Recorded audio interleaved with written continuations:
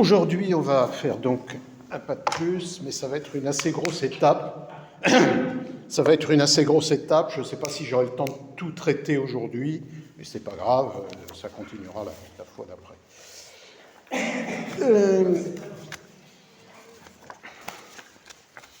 Donc,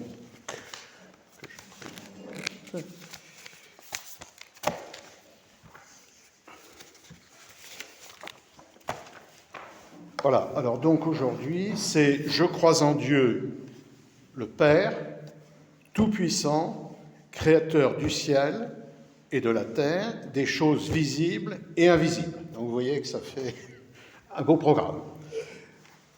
Alors, il y a un premier point, c'est qu'il s'agit d'abord de dire que Dieu est Père. Et cette paternité de Dieu est importante. Et vous voyez que ça rentre tout de suite dans l'organisation même du credo, qui est rythmée selon des affirmations trinitaires. Père, Fils, Saint-Esprit et Église, mais ça va ensemble, Saint-Esprit et Église. Donc, c'est la première de ces affirmations trinitaires, Dieu est Père. Mais il est Père de deux manières. Qu'est-ce que ça veut dire qu'il est Père? Ça veut dire le Père, c'est celui qui est à l'origine. C'est celui qui produit la fécondité. Et évidemment, l'amour particulier qui en découle, qui va avec. Eh bien, Dieu est Père de deux grandes façons, justement. Il est Père en tant qu'il engendre son Fils, ça c'est la dimension trinitaire, que je ne vais pas tellement approfondir parce que j'en parlerai plus tôt quand on parlera du Fils. Mais enfin, elle est là et elle est importante, y compris dans la création, dont nous allons parler aujourd'hui. Parce que justement, dans la création, comme dans toutes les actions de Dieu, les trois personnes sont présentes. Et l'activité créatrice du Père, elle passe aussi par le Fils et le Saint-Esprit. Mais enfin, ça, c'est un peu un point de vue qu'on peut approfondir, mais pour l'instant, je laisse un petit peu de côté. Et puis, il est Père aussi, en tant donc que créateur, origine de toute chose. Origine de toute chose, je préciserai tout à l'heure, et à partir de là, il est aussi provident, c'est-à-dire qu'à l'intérieur même de la création, il gouverne la création, ça on en a déjà un petit peu parlé, et ensuite, sauveur, ça s'inscrit aussi dans sa paternité. Donc, Dieu est tout-puissant, c'est un Père, mais un Père tout-puissant. Alors, ce terme de tout-puissant, il y a beaucoup de gens qui ne l'aiment pas, pour des tas de raisons, mais il faut absolument le maintenir. C'est absolument nécessaire de dire que Dieu est tout-puissant et de comprendre pourquoi. Il y a deux aspects principaux dans la toute-puissance de Dieu.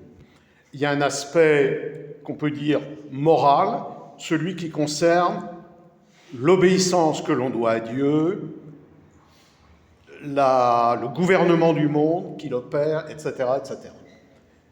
Cet aspect des choses, ce n'est pas non plus celui que je vais développer le plus, mais j'en parlerai un petit peu. Et c'est celui-là qui, de nos jours, pose problème à beaucoup de gens. Et puis, il y a un aspect plus théorique, si on veut, plus lié à la création. C'est par là que je vais commencer.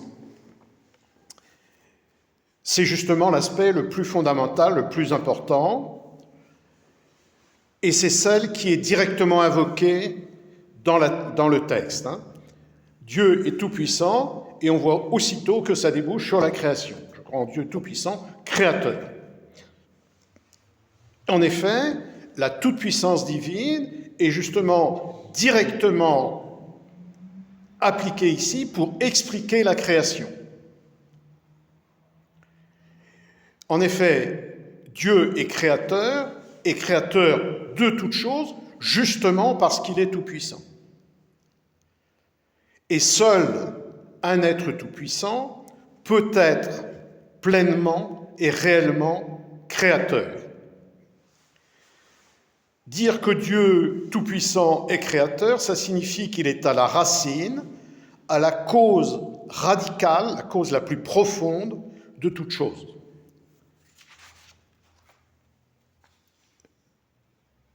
On peut envisager cette création de deux manières, soit du côté de Dieu, soit du côté de la créature. Du côté de Dieu, bien c'est un peu ce que je viens déjà de dire, c'est-à-dire que Dieu cause tout ce qui est. Tout ce qui existe et qui n'est pas Dieu est causé par lui. Du côté de la créature, c'est au contraire la dépendance complète, justement la dépendance radicale de la créature à l'égard du Créateur. On a donné des noms importants, des noms, alors il y a des termes, je ne veux pas trop donner des termes savants, mais ce qu'on appelle la dépendance dans l'être ou la dépendance ontologique, ça veut dire la même chose d'ailleurs. Mais c'est cette idée que dans l'être même de toute créature, eh bien, il y a cette dépendance à Dieu. Et si jamais cette dépendance cessait, mais elle ne cessera pas parce que Dieu ne se retire pas, mais non, ça aboutirait à un anéantissement, si vous voulez. Si nous n'étions pas en relation fondamentale avec Dieu, nous serions anéantis. On va voir aussi que cette dépendance a un côté très positif, si je puis dire. Du côté de Dieu, si je reviens maintenant du côté de Dieu, Dieu est tout-puissant, précisément parce qu'il est capable de créer, et de créer, on va le voir, ex nihilo. Nous pouvons fabriquer, nous pouvons produire, et les artistes disent même parfois, de manière peut-être un peu abusive, qu'ils créent. Mais il y a toujours, même chez les artistes, même chez les plus grands artistes, une matière préexistante. Ils créent à partir de quelque chose. Dans la création, justement, il n'y a pas de matière préexistante. La matière elle-même, ce dont les choses sont faites, si vous voulez, est créée par Dieu. Justement, il y a une source, une certaine erreur qui consiste à appliquer purement et simplement à Dieu notre expérience, nous, de la fabrication ou de la production, qui demande toujours une matière, et à l'appliquer à Dieu. Il y a eu des tas de philosophie, de pensée dans l'humanité qui pensent qu'il y a une matière primordiale et puis Dieu qui intervient sur cette matière primordiale. Nous, ce n'est pas ce que nous pensons. C'est que cette matière, elle est créée par Dieu en même temps que les êtres qu'il crée, justement. D'autre part, la création, c'est un acte, de la part de Dieu, c'est un acte complètement gratuit. Il n'y a pas de nécessité de la création. Pourquoi ? Bien, parce que Dieu est complet, il se suffit parfaitement à lui-même, il n'a pas besoin de la création. Et la création, c'est donc une sorte de débordement gratuit, voulu, de la bonté divine, d'une pure bonté divine, en pure gratuité.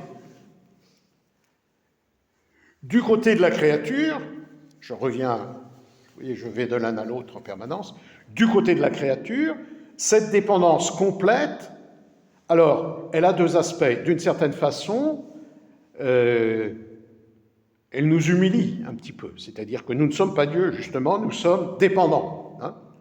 Nous sommes dépendants, et quand on regarde un peu l'histoire des idées, souvent, cette dépendance est source de, un peu de révolte, si vous voulez.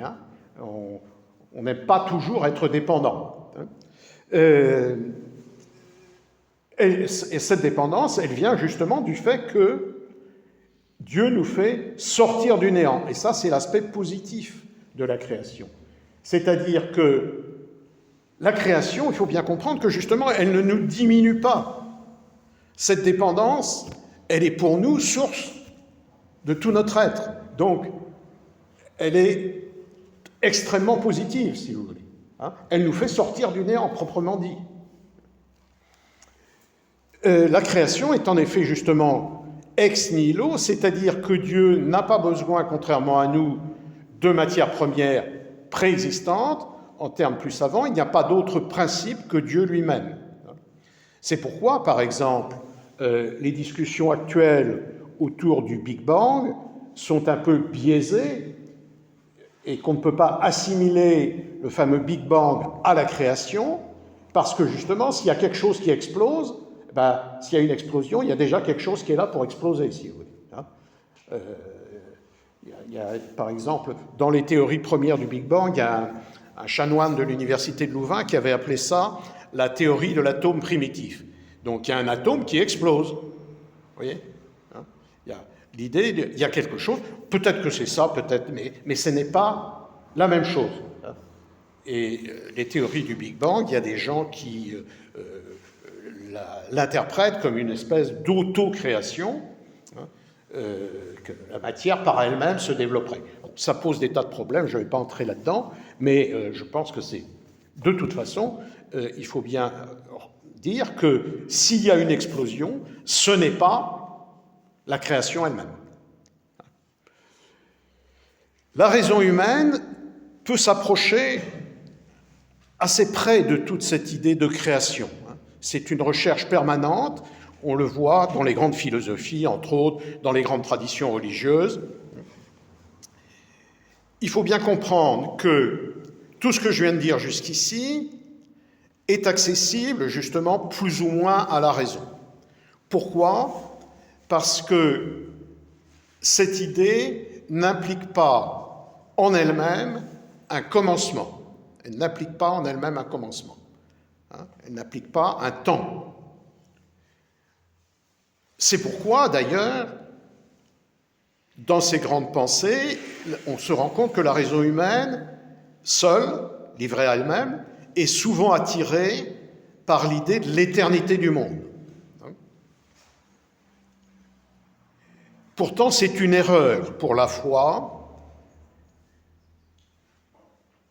parce qu'il est difficile de toute façon de penser un commencement, parce que c'est justement un acte absolu. Mais aux yeux de la foi, c'est insuffisant de penser la création simplement comme une dépendance éternelle. Ça, c'est quelque chose qui n'est pas suffisant. L'affirmation de la foi, le contenu de la foi, c'est l'affirmation double, d'une part, de cette dépendance ontologique, mais aussi d'un commencement. Autrement dit, cette dépendance, elle commence. Et elle commence, et le temps commence avec elle.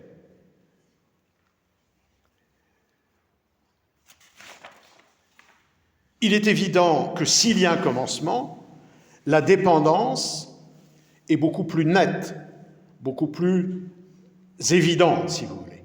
Parce que, justement, tout ce qui commence dépend de ce qui l'a fait commencer.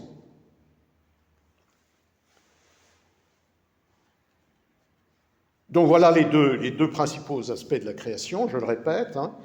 Création, plutôt les trois. Création ex nihilo, ça c'est très important. Création comme dépendance. Pardon ? Ex nihilo, c'est ce que j'ai dit tout à l'heure, pas de matière préexistante. À partir du néant, à partir de rien. Dieu n'a besoin de rien. Création ex nihilo, dépendance et, commencement. Cette création, comme le précise le texte, c'est la création du ciel et de la terre, c'est-à-dire de toutes les réalités qui sont à notre portée, mais aussi des réalités,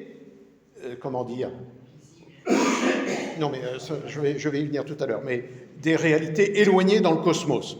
Pourquoi c'est important ? Parce que justement, là aussi, il y a une forte tendance de la pensée humaine à diviniser les astres, les étoiles, etc. C'est une grande constante un peu partout, dans toutes les civilisations, parce que c'est loin de nous, parce qu'on ne les comprend pas, parce que c'est admirable aussi, la voûte des cieux, etc., etc. Bien, il y a une tendance en ce sens-là, mais justement, l'affirmation de la création, c'est que non seulement la terre, mais aussi le ciel est composé de créatures, dépendent de Dieu. Donc, c'est l'affirmation de la création de l'ensemble du cosmos matériel, du cosmos corporel, justement des choses visibles. La Terre, les planètes, les astres, les plantes, les animaux, l'homme, etc. Et puis, les choses invisibles, quelles sont-elles? Eh bien, les choses invisibles, c'est la création des anges, c'est-à-dire justement de purs esprits qui ont une réalité, qui sont au-delà du cosmos sensible, au-dessus de l'homme et au-dessous de Dieu, mais qui ont une réalité, c'est une affirmation de la foi qu'il existe justement des esprits créés par Dieu, qui donc à l'origine sont parfaitement bons, mais dont une partie malheureusement s'est révoltée. C'est les démons. Si vous voulez, la réalité des anges, c'est aussi assez important parce qu'ils aident Dieu dans son gouvernement, ils nous aident nous aussi, etc. etc. Cette création, elle n'est pas n'importe comment, c'est pas un chaos, elle est ordonnée, elle est hiérarchisée. C'est pour ça qu'il y a une science, par exemple, qui l'explore. Il y a une certaine intelligibilité qu'on trouve dans la création. Elle est bonne, et justement, pourquoi est-elle bonne? Eh bien, précisément parce qu'elle est fondamentalement et radicalement l'œuvre de Dieu. Et spécialement la matière, c'est aussi une caractéristique importante qui est contenue dans l'enseignement chrétien, contre beaucoup de tentations inverses. La matière est bonne, justement parce qu'elle est créée par Dieu. Dans l'histoire de la pensée humaine, il y a une tentation de considérer que la matière est mauvaise. On trouve ça là aussi chez les philosophes, un peu chez Platon d'une certaine façon, encore que de façon relativement modérée, mais dans beaucoup d'hérésies chrétiennes aussi à une certaine époque. Agnès pourrait vous en parler mieux que moi. Eh bien, ces gens considèrent que la matière est mauvaise. Eh bien non, ça c'est faux au regard de la foi. Pourquoi? Tout simplement parce que la matière est l'œuvre de Dieu. Dieu ne fait pas le mal. Donc, la matière est créée par Dieu, en ce sens-là, elle est bonne, et puis nous en faisons l'expérience aussi, elle nous sert à des tas de choses. De nos jours, justement, il y a une certaine tentation, soit de tomber dans un matérialisme un peu obtus, un peu... voyez, et de l'autre côté, il y a aussi un spiritualisme un peu échevelé, et qui... n'arrive pas à faire sa place à la matière. Et nous, il se trouve que nous sommes entre les deux, et si on nous dissocie, voilà, on peut pas, ça nous fait du mal. La foi, justement, ainsi, encore une fois, affirme la bonté de la matière, et non seulement l'affirme théoriquement, mais elle utilise en quelque sorte cette bonté de la matière. Parce que le christianisme, le catholicisme, enfin la religion catholique, c'est aussi la religion de l'incarnation. Dieu va prendre un corps, et non seulement un corps, mais une âme d'homme, etc. Mais enfin, ça implique qu'il prenne un corps, donc de la matière, de la résurrection. Il va lui-même ressusciter, et nous aussi, nous ressusciterons. Donc, tout ceci implique que la matière n'est pas quelque chose qui s'opposerait à Dieu.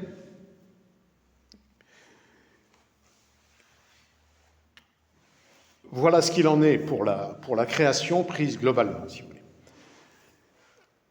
Je vais vous citer là un texte de la sagesse qui résume un peu ça. « Vains sont les hommes qui n'ont pas su reconnaître l'artisan, c'est-à-dire le créateur, en considérant les œuvres, car la grandeur et la beauté des créatures conduisent, alors saint Thomas commente par analogie, à contempler leur créateur. C'est-à-dire que par l'expérience de la bonté des créatures, nous pouvons dire quelque chose de Dieu. Justement, il est bon parce qu'il crée des choses bonnes. Vous voyez ? Alors c'est une bonté évidemment beaucoup plus importante, beaucoup plus grande, intrinsèque à Dieu, etc., etc. Mais dans les créatures, c'est aussi ça qui est assez important, nous faisons une certaine expérience de choses qui viennent de Dieu, des dons de Dieu.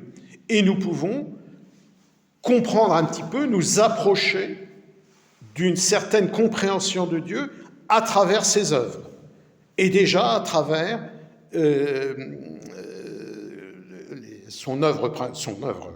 l'une de ses œuvres principales, qui est la création. La seconde étant le salut. Bien sûr, le salut, c'est encore plus, parce que c'est le don du Fils, etc. Mais déjà, par la création, il est important de reconnaître la bonté de la création et aussi, encore une fois, la possibilité de connaître Dieu qui nous est donnée à travers une certaine connaissance de la création. Pardon ? Oui, saint Paul le dit très, très explicitement.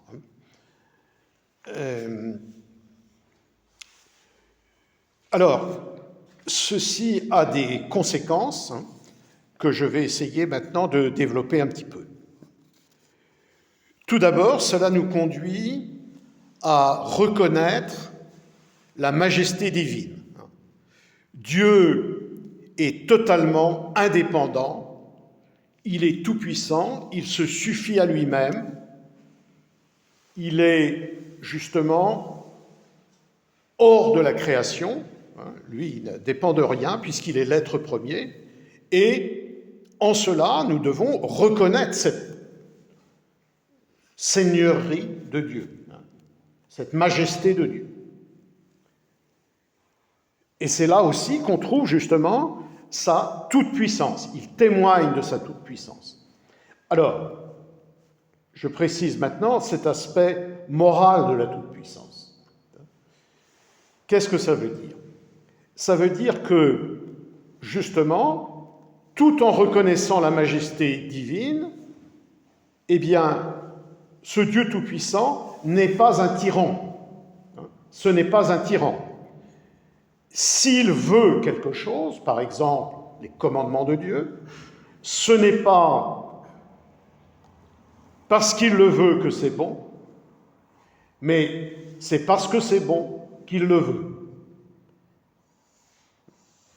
C'est quelque chose de très très important, ça. Ce n'est pas la volonté de Dieu les choses sont bonnes en correspondance à la volonté de Dieu, si on veut, mais Dieu ne veut que des choses qui sont bonnes. Oui. Pourquoi ? Parce que sans ça, il se contredirait, tout simplement. Dieu étant le premier bien, il est à la source de tout le bien. Donc, tout ce qu'il veut est bon, mais ce qu'il veut, il veut ce qui est bon. Voyez ? Et Dieu ne se contredit pas, il ne change pas comme un tyran arbitraire, si vous voulez, capricieux, une chose un jour, puis le lendemain une autre, etc., etc. Il y a eu un théologien au Moyen-Âge, mais c'est assez répandu aussi de nos jours. Et ça a des graves conséquences quant à la façon de comprendre la morale, si vous voulez. Ce n'est pas des commandements arbitraires, c'est quelque chose qui correspond à la bonté qui convient à notre nature. Ça correspond à ça nous amène vers notre épanouissement, vers notre bonheur, vers notre béatitude. Ça, on ne parlera pas tout à fait de la morale dans ce texte, parce que c'est peu développé. Mais enfin, c'est important de ce point de vue. Il y a eu un théologien au XIVe siècle, il a d'ailleurs eu des ennuis avec les papes en Avignon, il s'appelait Guillaume d'Occam, pour ceux que ça intéresserait.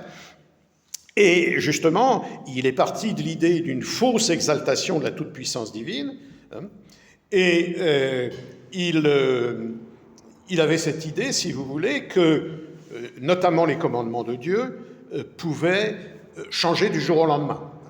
Et si Dieu avait dit, il écrit ça, ça c'est une citation presque littérale, si Dieu décidait un jour que voler, tuer, etc., c'était des bonnes choses, eh bien ça deviendrait des bonnes choses. Bien non, ça c'est une erreur totale, même une absurdité.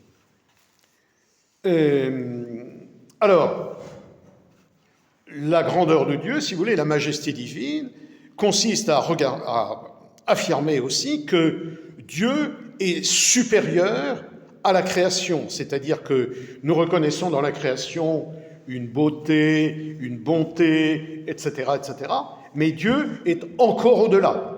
C'est pourquoi la reconnaissance de cette bonté, de cette beauté de la création ne doit pas nous détourner de Dieu.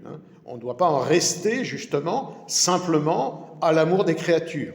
L'amour des créatures est extrêmement important, il est très bon, mais n'empêche que, au-delà, il y a la grandeur de Dieu. Et ceci doit nous amener, c'est la deuxième conséquence de ce que je viens de dire, à une action de grâce, puisque nous avons vu que la création est une œuvre gratuite, un don de Dieu. Eh bien, la première chose qui va d'ailleurs avec l'admiration de la création, qui en est la conséquence immédiate, c'est que comme tout vient de Dieu, eh bien, nous devons rendre grâce, nous devons remercier. Nous devons remercier. C'est ce que dit saint Paul dans Corinthiens, « Qu'as-tu que tu ne l'aies reçu ?» Tout est quelque chose qui nous est donné. Et il y a aussi une autre citation des psaumes, « Ô Seigneur est la terre et ses richesses, le monde et ses habitants. » Ça appartient à Dieu, tout ça. Donc, remerciement. Comment rendrai-je au Seigneur tout le bien qu'il m'a fait? J'élèverai la coupe du salut et j'invoquerai le nom du Seigneur. C'est cette attitude-là de remerciement, d'action de grâce, qui est très importante. Donc on a au début, si vous voulez, la majesté divine, et ça nous amène à l'adoration, et puis l'action de grâce, quand on reconnaît justement le don qui nous est fait de la création. Troisième conséquence, c'est une invitation à la patience dans les moments difficiles. En effet, si toutes les créatures sont bonnes, il y a néanmoins certaines qui peuvent nous faire du mal. Mais évidemment, comme je l'ai suggéré tout de suite, le mal ne vient pas de Dieu, mais Dieu utilise la peine qui peut résulter de ces accidents pour notre bien. Il faut donc la supporter patiemment, et en un sens, elle vient de Dieu pour nous corriger, pour notre bien. C'est l'aspect providence, si vous voulez, il y a des choses qui nous arrivent, qui viennent simplement du jeu des causes secondes, etc., qui ne sont pas toujours très agréables, mais elles doivent être ramenées justement au projet divin qui nous éduque à travers ces difficultés. Quatrièmement, ceci nous amène à pratiquer une utilisation raisonnable de la création. C'est-à-dire qu'on n'est pas là pour casser complètement la création, pour la détourner de son usage, pour imposer à nous-mêmes ou à notre entourage ou aux choses elles-mêmes, aux animaux, etc., quelque chose qui ne correspond pas à leur nature, à ce en vue de quoi elles ont été faites par Dieu. On ne peut pas complètement les tordre, si vous voulez. Parce que ça, on abîme justement l'œuvre de Dieu. Or, elles sont faites en général pour deux raisons. Soit pour la gloire de Dieu, les fleurs, etc., c'est pour la beauté divine, il n'y a pas... Voilà. Soit aussi, et c'est important, pour l'utilité des hommes. Mais cette utilité, moi je n'ai aucun problème, enfin je pense que vous n'en avez aucun non plus à manger de la viande, etc. Mais cette utilité, elle doit être mesurée, raisonnable, et ne pas, abîmer volontairement tout ce qui nous est donné, justement. Bien.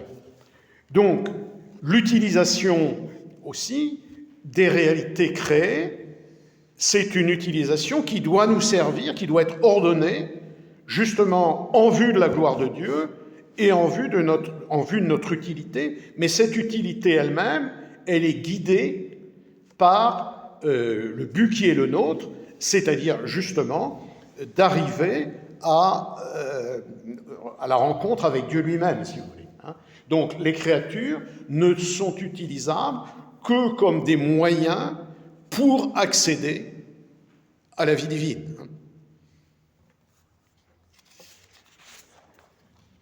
Enfin, justement, et c'est la dernière conséquence, ceci nous amène à reconnaître la dignité de l'homme. C'est ce que dit aussi saint Paul, hein, « Tu as tout mis sous ses pieds ». En effet, dans la hiérarchie de la création, les hommes viennent juste après les anges, comme le dit aussi l'Écriture. Hein. Ils sont donc proches de Dieu parce qu'ils possèdent un esprit. Alors, ils ne sont pas au-dessus des anges, mais ils sont proches de Dieu parce qu'ils ont un esprit. C'est ce que dit aussi la Genèse. « Faisons l'homme à notre image ». Donc, dans l'homme et à notre ressemblance. Donc, dans l'homme, il y a quelque chose qui consonne avec la nature divine. C'est notre esprit. Nous possédons un esprit. Les hommes sont donc plus dignes que les autres créatures, que les animaux, que les plantes. C'est pour ça qu'ils peuvent les mettre raisonnablement à contribution, qu'ils peuvent les utiliser pour leur propre utilité, mais ils restent sous les anges. Il ne faut pas donc rabaisser cette dignité humaine, et notamment ne pas la rabaisser par le péché, parce que justement, quand nous péchons, nous blessons en nous ce que Dieu y a mis, en quelque sorte. D'une part, il y a nos relations avec Dieu qui sont troublées, mais aussi nous blessons quelque chose en nous-mêmes. Et c'est pourquoi, d'ailleurs, tout le salut consiste à restaurer en nous notre propre nature et même à nous proposer une vie divine trinitaire. Et ça, on en parlera un peu plus tard. En tout cas, il ne faut pas rabaisser cette dignité humaine par un amour désordonné des créatures. Hein. Ne faites pas des dieux de votre ventre, c'est ça que ça veut dire. Hein. Ne prenez pas les créatures pour des dieux. Donc, les choses corporelles, etc., nous procurent de l'utilité, même du plaisir, mais il faut que ça reste ordonné. Nous devons donc dominer raisonnablement les créatures inférieures qui sont là pour nous, et en même temps nous soumettre à Dieu et le servir, justement, grâce à l'usage raisonnable de ces créatures. Nous servons Dieu par l'utilisation que nous faisons des créatures. C'est en ce sens-là, d'ailleurs, c'est un des aspects de la formule selon laquelle tous les chrétiens sont prêtres, si vous voulez. C'est qu'il y a une certaine offrande de la création à travers l'usage que l'on en fait. Une certaine offrande à Dieu des belles choses qu'il nous donne pour les utiliser le mieux. Voilà. Eh bien, voilà, pour ma part, je suis arrivé à peu près finalement plus loin que je ne pensais.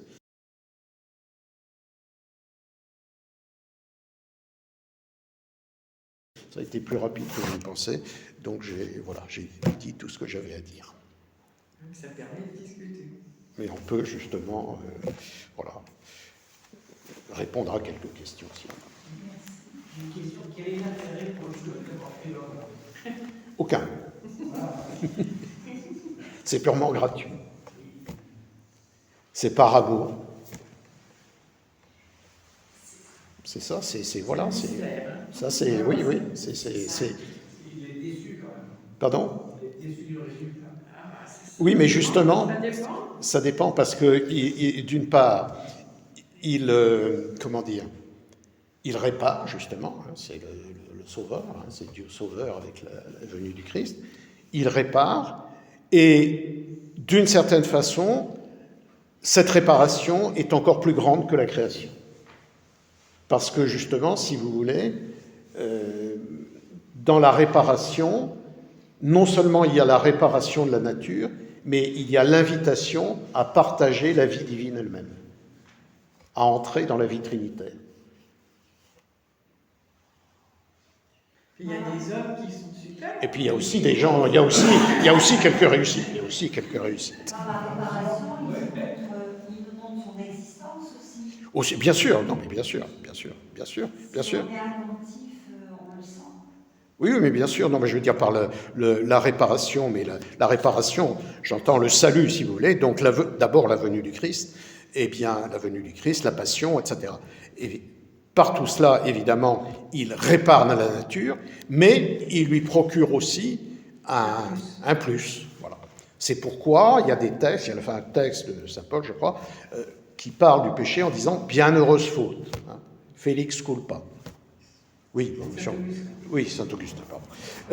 Félix culpa, bienheureuse faute, c'est-à-dire que cette faute qui nous vaut un tel sauveur, c'est-à-dire que le salut nous amène au-delà d'une simple vie naturelle réussie, si vous voulez.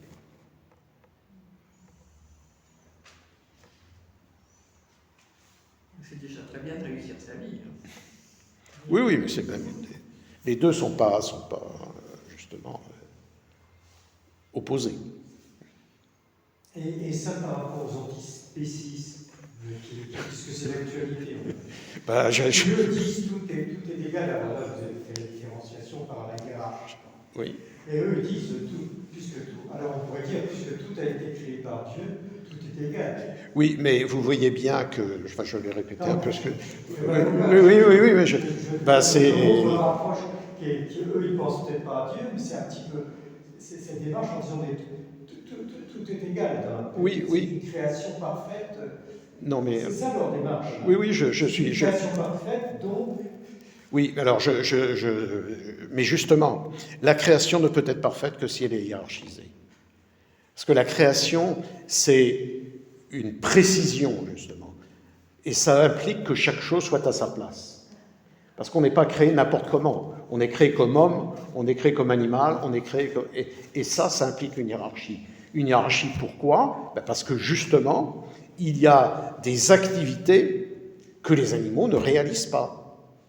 Nous avons des activités que nous pouvons réaliser. Les animaux ne prient pas, les animaux ne réfléchissent pas, les animaux n'ont jamais fait de mathématiques, ni de philosophie, ni de théologie. Ils me disent, attendez, que c'est une évolution, et que donc... Oh oui, mais ça, on peut toujours spéculer sur l'avenir, enfin bon.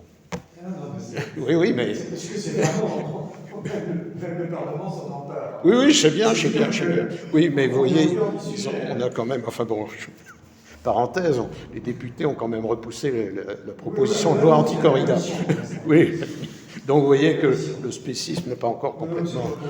non, c'est pas pour les mêmes raisons. Mais enfin, bon... C'est parce que c'est quelque chose qui se développe... Oui, je sais bien que ça se développe énormément. Qui s'abrite derrière l'écologie, etc. Oui. Et c'est une nouvelle religion, en fait. Oui, mais c'est justement... Ou une ancienne religion, parce que ça oui. peut-être existé déjà, je ne peux pas dire forcément, mais antérieurement. Et donc, pas tellement, pas tant que ça, parce que justement... Pas tant que ça, parce que... Là, on s'aperçoit que en fait, c'est une nouvelle religion. C'est dire, nous sommes tous égaux, et puis tout ça est en développement, comme tout ce qu'il y a dans l'univers, etc. Et donc... Parce qu'on est peut-être supervisé par les forces du mal et les forces du bien aussi. Non, mais... oui, mais ça, il y a des... Non, mais les forces du... Là, tu vois, tout est beau, tout est compris, tout est bon, tout est gentil. Donc, laissez faire, et tout va dans un bon sens. Non, mais tout est bon, c'est certain. Mais justement, pour que ce soit bon, il faut que ce soit à sa... Il faut que ce soit à sa place. Oui, mais je pense qu'on peut leur répondre, justement. Ce que je répondais, c'est-à-dire que ça ne peut pas être bon s'il n'y a pas de hiérarchie. Parce qu'une totalité peut pas... Ou alors, c'est plat, mais dans ce cas-là, c'est pas bon. La hiérarchie, c'est une harmonie, si vous voulez. Sans chef, ça n'a jamais marché. Ça n'a jamais... Voilà, il y a des... Et puis, encore une fois, cette hiérarchie, elle existe. Elle est nette. Mais ça, c'est matérialiste quand même comme réflexion. C'est une réflexion matérialiste. Au fond, c'est matérialiste, oui. C'est-à-dire que, si, parce que ça veut dire... Non, mais dans leur démarche même, ils vont jusqu'à l'absolu qui oui. On a en ce moment des ayatollahs de l'écologie, oui. c'est ça. Ils vont dans un absolu qui tendrait vers le bien. Ils sont le bien. Ne perdez pas de vue ça. Ils affirment qu'ils sont le bien. Les autres ne sont pas le bien. C'est eux qui sont le bien. Oui, mais parce que... Oui, ce qui prouve d'ailleurs qu'ils réintroduisent de la hiérarchie. Mais c'est important parce qu'il y a quand même des folies à... Oui, mais je pense qu'on peut leur répondre.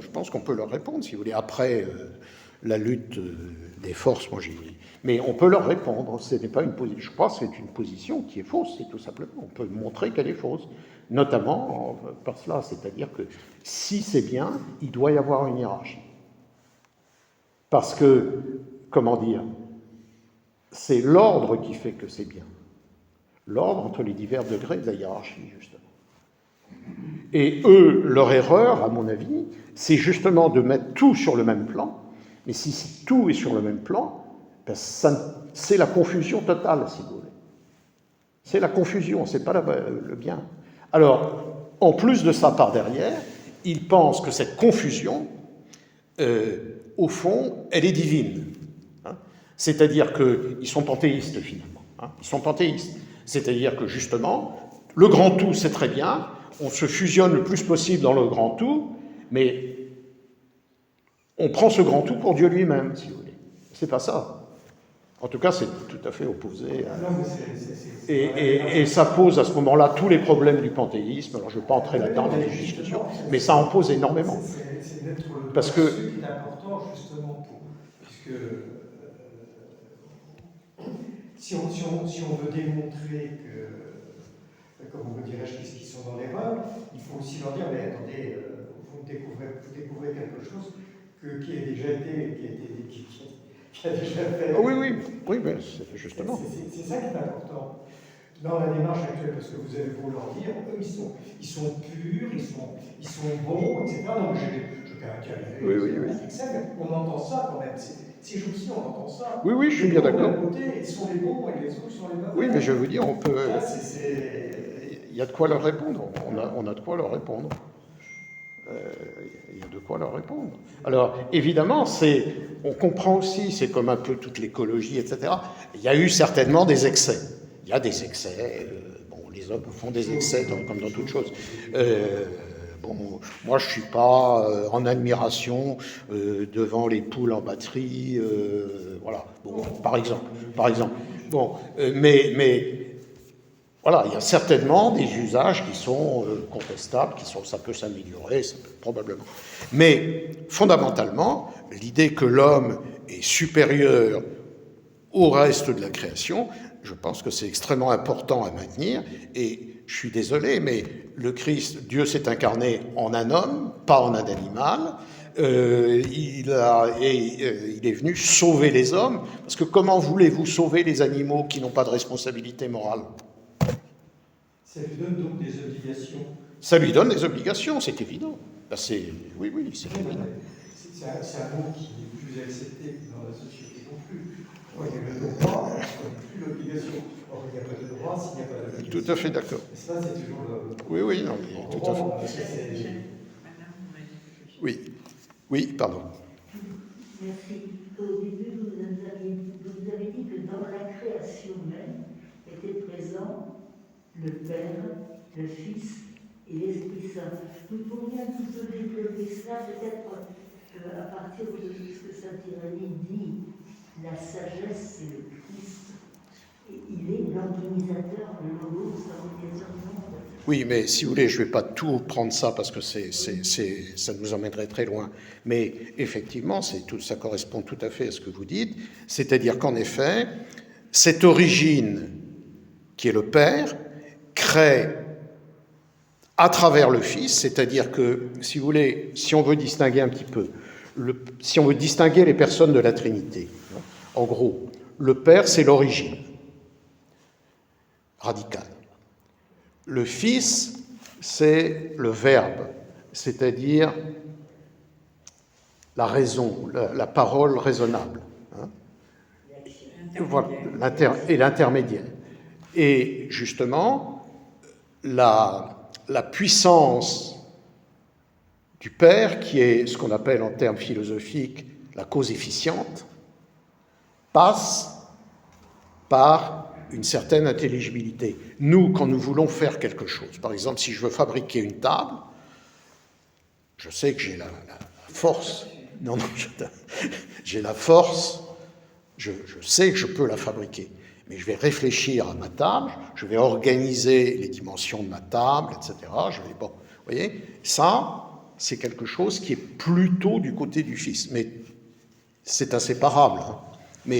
Et puis, il y a un troisième aspect, justement, c'est la finalité.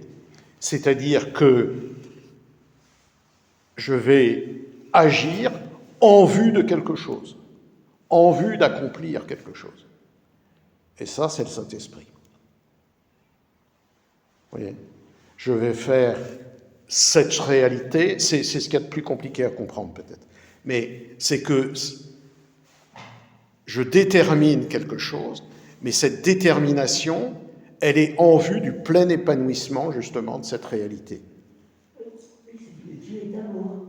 Voilà, voilà. Et donc, c'est les trois aspects, effectivement. Hein. Dans la créature elle-même, il y a des traces de la Trinité. Et en ce sens, la création est bonne. Et elle n'est Oui, que bonne. oui, mais elle est déjà bonne antérieurement, si je puis dire.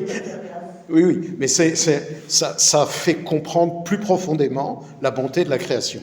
C'est-à-dire, c'est une œuvre de Dieu prise globalement, si vous voulez, mais c'est aussi une œuvre trinitaire. Et il n'y a pas d'opposition entre les deux, puisque Dieu est Trinité. Hein.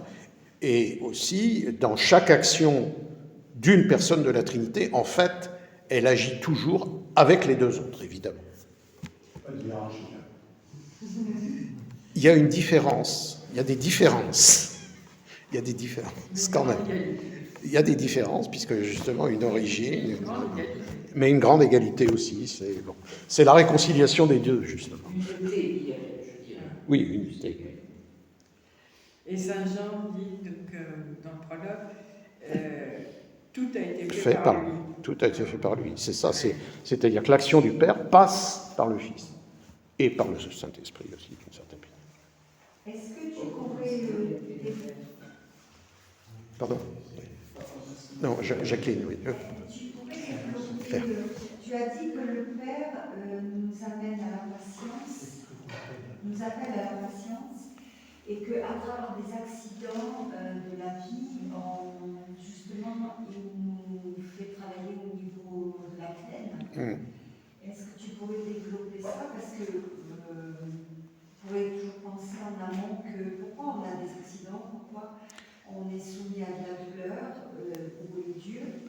Et donc, du coup, on vit quand même des choses difficiles. Et justement, comment Dieu agit? Parce que le monde n'est pas parfait, justement. Il y a de la... comment dire? Il y a une hiérarchie, nous l'avons vu dans le monde, mais il n'est pas non plus parfait. Et Dieu laisse jouer ce qu'on appelle les causes secondes, c'est-à-dire qu'il peut y avoir des choses qui... Bon, je sais pas, il y a une rivière qui déborde, il y a... il y a de la gelée qui va, etc. Enfin bref, il y a des choses comme ça, il y a des accidents dans la nature. Hein, et parfois, on est pris dans ces accidents. Il y a des marins qui sont pris dans des tempêtes, il y a des... Voilà, et nous-mêmes, on peut... Mais pas simplement, il peut voilà, il y a des choses qui arrivent, qui sont... Voilà, mais qui résultent du fait même que la nature n'est pas parfaite, justement. La nature n'est pas Dieu. Hein, la création n'est pas Dieu, si vous voulez. La création n'est pas Dieu, elle est pas... Il y a des choses qui parfois se heurtent entre elles. Et quelquefois, on la prend. Et puis il y a en plus le péché qui vient rajouter au désordre. Ça fait un petit peu le problème de la liberté, je crois. Toutes ces permissions. Oui, aussi. Non, mais ce que je veux dire, c'est qu'il y a de toute façon la création, justement, dans la mesure où c'est une vraie création. C'est-à-dire que les êtres, nous-mêmes, mais aussi tout le reste des êtres, ce ne sont pas des pantins dans la main de Dieu. Hein. On n'est pas des... Voilà. On a notre liberté, mais en plus de ça, si vous voulez, il y a des lois d'organisation de la nature qui suivent leur cours. On vieillit, qu'on le veuille ou non. C'est un projet. Le projet, il n'est pas encore abouti. Non, mais pas simplement ça. Dans la réalité actuelle, dans le monde tel qu'il est créé par Dieu, il y a des... la création n'est pas parfaite. Elle est belle, elle est hiérarchisée, elle est bien organisée fondamentalement, mais comme les créatures sont elles-mêmes, comment dire, à la fois complémentaires, mais aussi parfois opposées, hein, il y a des loups qui mangent des moutons. À l'origine, il n'a pas fait les choses parfaitement. S'il a tout fait, pourquoi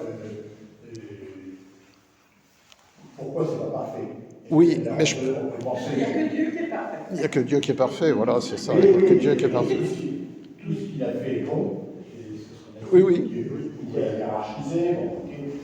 Mais c'est vrai que enfin, je comprends ce que tu as fait. Oui, oui, moi aussi. De temps en temps, on se dit, mais attends, pourquoi c'est des tsunamis? Est-ce que c'est. Oui, Alors oui. après, on peut penser que l'action de l'homme Accélère, oui, ça oui. provoque un peu plus des choses qui étaient déjà en équilibre instable et qui du coup se déséquilibrent. Bon, ça, mais pourquoi est-ce qu'il s'est embêté à faire des trucs en équilibre instable? Ça aurait été bien aussi. Parce que justement, je pense qu'il y a des lois de la physique, quoi. Hein, Oui, voilà. oui, la physique, c'est lui qui l'a faite. Oui, mais encore une fois, il ne peut pas faire que tout soit sur le même plan.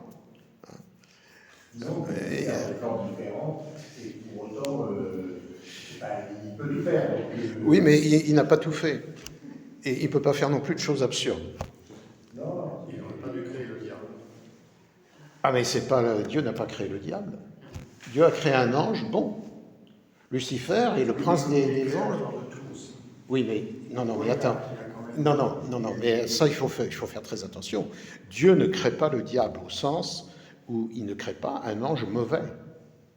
Il crée des anges qui sont parfaitement bons.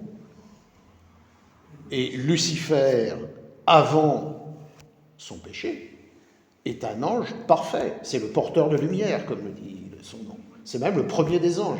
C'est l'usage de la liberté. Mais c'est justement, c'est ce que tout le monde explique, devant le plan de Dieu, et notamment ce plan de Dieu qui consiste à aimer l'homme, il se révolte.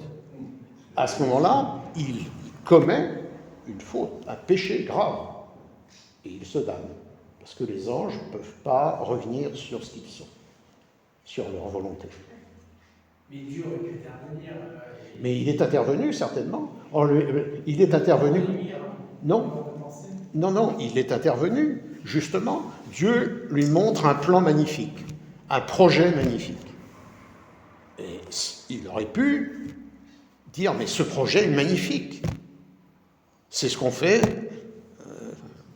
les bons anges. Satan, lui, dit non, je ne veux pas de ça. Et l'Écriture dit, avec l'envie du diable, le mal est entré dans le monde. Donc c'est pas Dieu qui crée l'ange mauvais. C'est l'ange qui se damne lui-même.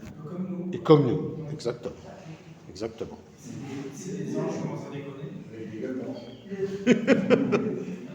Le nœud de tout cela, en fait, si Dieu a créé le monde et qu'il est splendide et qu'il est merveilleux, et tout à l'heure sur la salle, quand j'ai regardé l'émission sur l'univers, je pense à ce que vous nous avez dit, pour bien le situer par rapport à Dieu créateur. Mais si Dieu crée une nature parfaite, on peut partir de cette hypothèse, en fait, s'il y a des ratés, c'est peut-être simplement parce que la volonté, la place de la nature, c'est de reconnaître la volonté de Dieu. Et si on manque à la volonté de Dieu, là, on crée le mal. C'est la révolte des anges, c'est ça. Oui, mais c'est pas... La non-correspondance avec la volonté divine. Et on sort de notre situation d'enfant de Dieu. Oui, mais c'est pas la nature globale, ça c'est nous, et chacun d'entre nous, personnellement, etc. Mais on peut généraliser, non? Je pense pas tellement, parce que la nature, elle n'a pas de liberté. Enfin, il y a nous avons une liberté, mais les tsunamis, etc., ils n'ont pas de liberté. Hein. Ils ont une certaine... Alors, il y a un peu, justement, dans la nature, c'est ça qui provoque des choses. La nature n'est pas mécaniste. Hein. Il y a un peu d'indétermination, justement, ça c'est l'effet de la matière. Hein. Mais la matière est un peu désorganisée, si vous voulez. C'est pour ça. Alors, elle n'est pas mauvaise, mais elle n'est pas aussi organisée que les êtres qui sont... elle peut, voilà, un peu comment dire, introduire du désordre. Ou en tout cas, elle est une possibilité d'introduction du désordre. Voilà, plus exactement.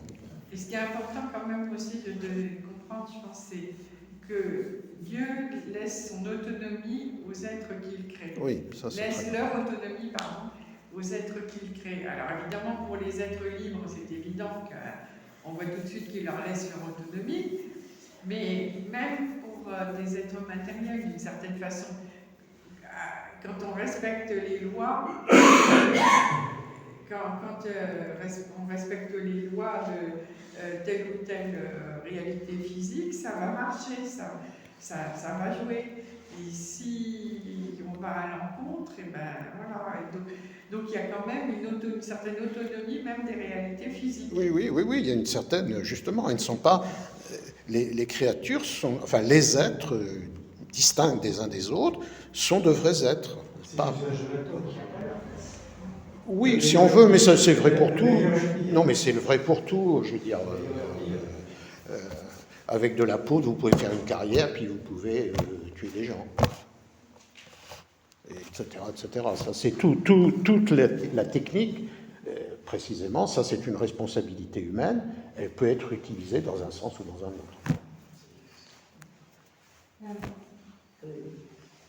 Là, je ne vais pas pouvoir partir ce soir sans poser cette question, parce que je suis en train de revoir le documentaire des moines de Tibérine. Et donc, la question, c'est comment comprendre le plan de Dieu? Ils avaient une foi ardente jusqu'au bout. J'entends complètement le libre arbitre de l'homme. Donc, en phase 2, il y a eu cette histoire des islamistes, et ils sont tombés à un moment extrêmement dur dans ce pays-là. Jusqu'au bout, ils n'ont pas cessé de prier, d'appeler le Christ, d'appeler Dieu pour être sauvés, et ils ont donné toute leur foi, toute leur bonté sur place pour cette population de ce village. Ils ne sont pas partis, et bien oui, ils sont pas partis. Et en fait, voilà, est-ce qu'on pourrait se dire qu'ils auraient dû partir et voilà, ils auraient des... Écoutez, ça, moi, je ne vais pas entrer dans le détail de savoir s'ils auraient dû partir ou pas partir, mais ce qui est certain, c'est qu'ils donnent leur vie en témoignage, voilà, ils vont jusqu'au bout, c'est tout. Voilà, c'est ça, voilà. Ben oui, c'est des martyrs. C'est la réponse que tu l'as dans le testament de Christian du père Christian. Si tu lis son testament qu'il a écrit quelques mois avant, il savait que de toute façon c'était fini, mais la réponse est dans son testament. Et puis, tout le monde peut le lire, on va sur Internet, le testament de Christian de Clerget, et tu as exactement la réponse. Et puis, ça ne se termine pas mal, finalement, pour eux. Voilà. Voilà. Enfin, c'est ça. Hein. Non, mais je veux dire, c'est à partir du moment où ils entrent dans la gloire de Dieu, voilà. Voilà, ils ont... Voilà. Oui, mais eux-mêmes, dans la mesure où ils sont martyrs, où ils sont saints, où ils contemplent la vie divine, ils ont réussi parfaitement leur vie. Ça, c'est extrêmement important, ça. Alors, des victoires, il y a des défaites qui sont vraies victoires. Oui, bah bien sûr. Non. Que ce soit dans le domaine religieux, mais même dans le domaine militaire, évidemment. Cameroun, ils sont tous tués. Bah oui, c'est le sacrifice. Jusqu'au bout du sacrifice, justement. C'est là où ils ont donné, gardé le serment jusqu'à la fin. Bien. Non, de rien. Bon, bah écoutez, on va finir par une petite prière pour remercier Dieu de sa création.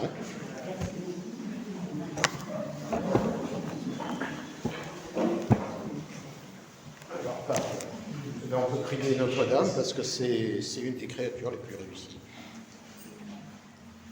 C'est pas vrai, l'image de Marie. L'image de Marie, c'est la petite statue. Si, c'est celle-là. Celle-ci. Ça, c'est Saint-Joseph? Non, c'est un sacré Marie. Mais non, là, celle-ci. Là, c'est Marie? Oui. C'est Notre-Dame des Anges. Notre-Dame des Anges. Alors, je vous salue Marie, pleine de grâce, le Seigneur est avec vous.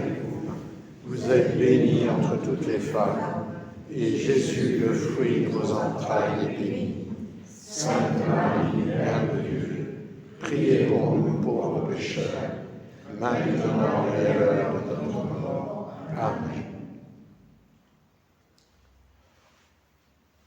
Au nom du Père, du Fils et du Saint-Esprit.